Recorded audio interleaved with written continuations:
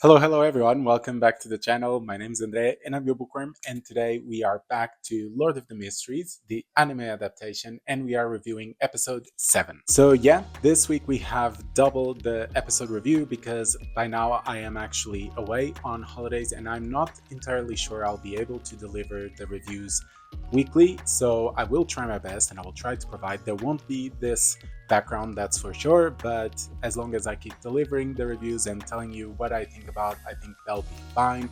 But anyways, if you're new, I'm just reviewing the anime adaptation of Lord of the Mysteries, a web novel written by Qian Shui de Wuzei, or Cuttlefish That Loves Diving, and that's a Chinese web novel, very steampunk, very Victorian English kinda, also a bit of urban fantasy, all of those mixed, and it's been quite good. I've read the first volume, I've finished the second volume finally, and I will be trying to give you a proper review of that when I come back.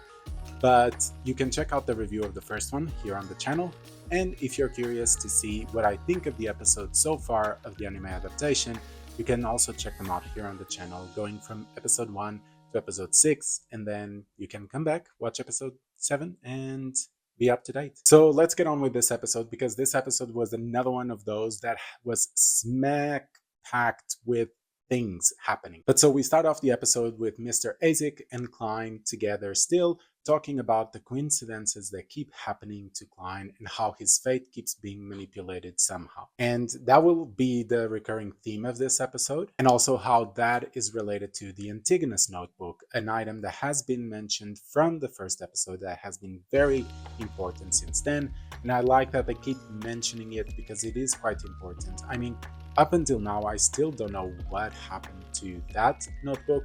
I still think there are plenty of questions to be answered regarding that, so you can see that these things are all connected and they all drag along for quite a long time. So it's important for the viewers to keep being reminded about it and remember that, oh, that thing might also be important, so let's keep just that in the back of our minds. And after this brief scene, we go to the Nighthawks, which has a scene that I really enjoyed, which is just Klein reaching there and there's some sort of party and they realize they're celebrating an engagement of one of the Nighthawks.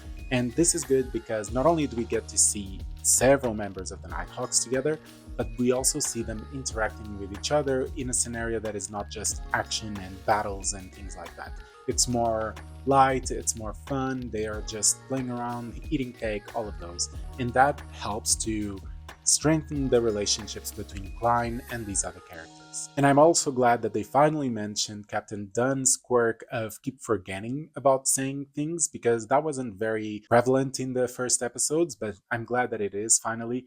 And also the fact that they gave you an explanation for why that happens, which I think was good. It's the fact that he's a nightmare. He can't distinguish very well what is real from what is a dream, and so he keeps forgetting things because of it. And it's funny because I remember at the start when I was reading the web novel, I didn't like this quirk whatsoever. But by the end of the web novel, I was enjoying it and I thought it was cute how the captain kept forgetting about these things, and you could almost expect him to always have that trait happening. But anyways, this scene helps us not only to give the context of the relationships between Klein and the other Nighthawks, but also to guide us to the next scene, which is quite important, and is the fact that Klein needs to guard the Chinese gate. I had forgotten about this scene because, I mean, I read the first volume so long ago, but as soon as they said that Klein needed to guard Chinese gate, it immediately sparked in my mind what was going to happen, and I was immediately curious to see it. And I enjoyed it. I thought it was a very creepy ride to be on, because the cloth puppet was done brilliantly. I thought it was done in a very creepy, very scary way, which I think it is supposed to be, since it is one of the artifacts that is closed behind the Chinese gate, and it isn't supposed to be acting without a human presence touching it or using it somehow. So by the fact that it was moving by itself,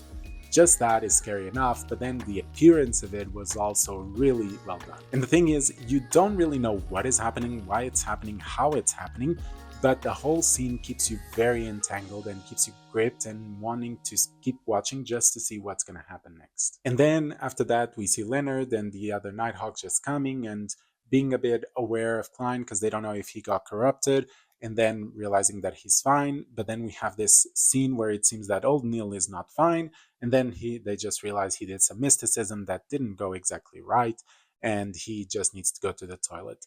But for the web novel fans, you know very well that this scene was done in a smart way. You know what is coming, and you know the signs are there. And this, I think, is one of those Easter eggs that if you rewatch and you haven't read the web novel, then you will appreciate it even more. After this, we move on to another gathering in the Fog Realm, and we see Klein reading some more of Emperor Rozel's diary pages. And I think this was also done very smartly because we see Klein getting more information from Emperor Rozel, information about the world, what is happening, how he learns things. But at the same time, we have this flippant side of Rozel, which is very superficial or very just nonchalant. And I think that was done well because in the web novel, Emperor Rozel is like that. He might be talking on one page about something super serious, and then the next page he says, oh my god, these women from this country, they're just all not S words, but very superficial or things like that. So it is funny to see this duality. Then after this, we get a bit more of world building, understanding how potions work, seeing that they actually take between 3 to 6 months for potion of sequence 9 to be digested, and that everyone is kind of progressing in the right way for that result. And also we get some more details about the true creator, or should I say the fallen creator. And after that, Klein stays in the Fog Realm to try and do some divination, and he is kind of reflecting upon himself, which is a good scene for us as the viewers to understand what point he's at in terms of digesting the potion, or maybe even just understanding what it is to be a seer. And after that scene leads us to the divination club, where he is going because he needs to keep acting as a seer and keep understanding to digest this potion. And there are some seeds planted regarding the Levinus case, where he sees a woman pregnant that has been swindled by Levinus, that basically stole a whole bunch of pounds from people and just ran away. But that is not super important at the moment in the episode. It will be later on, but this basically guides us to the next scene, which is the library action.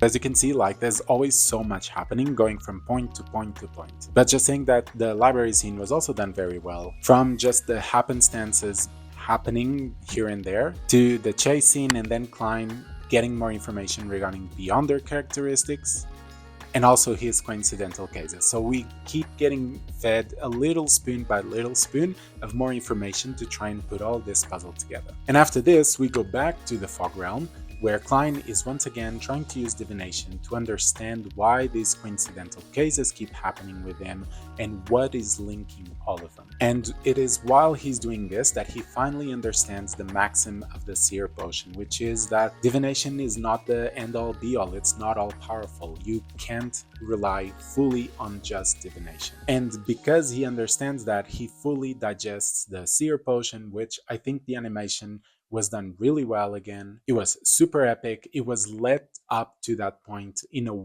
very well, seamless way. And again, animation, brilliant. I think the artists did it amazingly, and I cannot wait for him to progress through more potions so that we see this progression happening. But also thanks to this, he sees the red chimneys that are linked somehow to the coincidental cases and to the fate manipulation and all of that. And after this scene, we go underground to this ritual that is happening that we don't really understand how it started, but it has a character that we know, which is the pregnant woman that was at the divination club trying to get help for the Levinus case. And the ritual is very gory, very creepy. Again, the anime nails what is creepy in these situations because they do these images really well. And yeah, we see these worshippers of the fallen creator doing this ritual, and it is somehow linked to this pregnant woman. And as soon as that ritual ends, the episode ends. Except we also have a post-credit scene where we see Klein waking up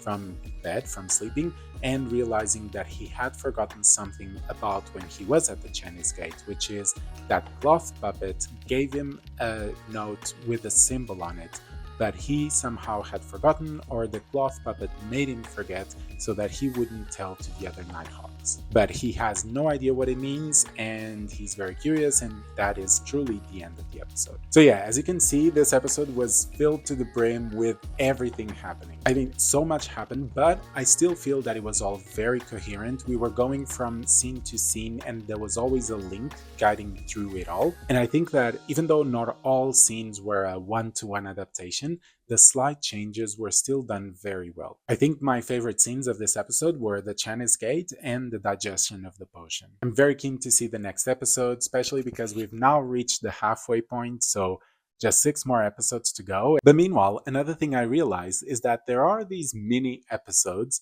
called Mysticisms or Old Neil Mysticisms Lessons, which is basically a bombardment. So be aware when you go see that. If you haven't read the web novel, you will be confused because it's 3 or 4 minutes of constant information being fed to you. Either what countries there are, what cities, what potions there are, how they work, what bills in terms of money. So all of those details that truly make the world more vivid and make it more real, those are fed in those lessons, which I think was smart because if they did it in the proper episodes, people would be too bored because it would be just a smorgasbord of information. But in those episodes, then people can choose to watch it or not and be happy with the decision. I watched 2 of them so far. I enjoy them. I actually learned some new things because I didn't know all of the potion names, and some of them are given in that lesson. So I'm curious to see the other 2. But anyways, what do you think? Let me know. Did you like this episode as much as I did? What was the thing that you would change? Comment down below and let me know. And if you're new, don't forget, subscribe, like the content, and I shall be seeing you on Thursdays and Sundays, except the next couple of weeks, maybe because I'll be away or on work and a bit of holidays, so schedule might be crazy, but I'll see you around. Okay, see ya.